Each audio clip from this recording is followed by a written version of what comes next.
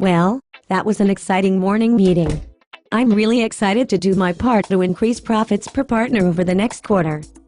Indeed, you should be excited, sugar tits. That's why you're here. What the hell did you just call me?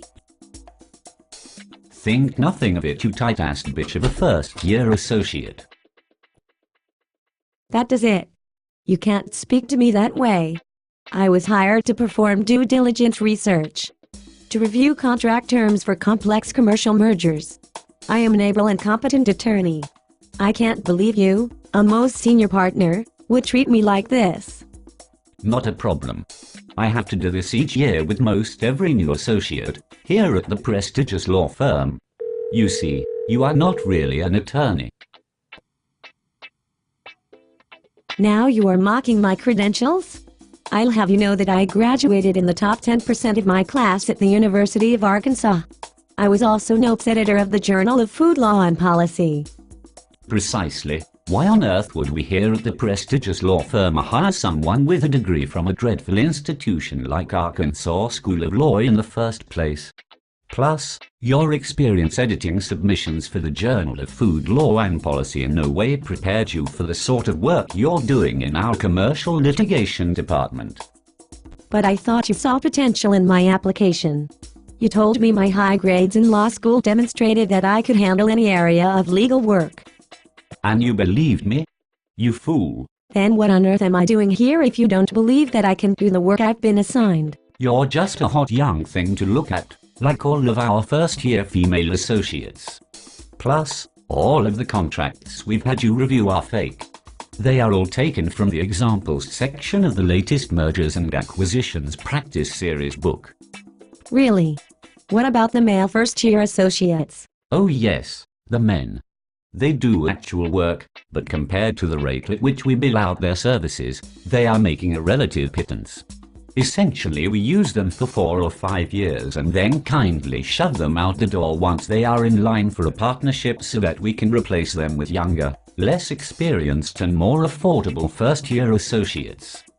Your business practices are unethical. Well, don't jump to conclusions just yet, sweet honey buns. You can stay as long as you like provided you maintain an attractive figure. In 20 years we'll pay you whatever salary you'd like if you just sleep with as many of the partners as you can. We're not reviewing fake contracts, of course. Excuse me, but I joined this firm to get real-world experience. I plan on being a judge someday. I deserve respect.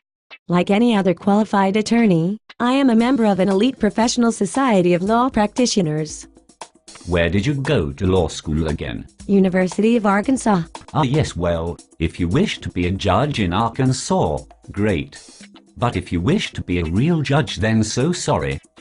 How arrogant. Graduates of Arkansas law have served on the Supreme Courts of several states, and even on the 8th Circuit Court of Appeals. I can easily attain a high prestigious position as a judge if I work hard. Well, the chances are remote, but possible nonetheless. Having a degree from Arkansas is more of a disadvantage to overcome than a boost to a career. But even if you had all the experience in the world, you are still a woman.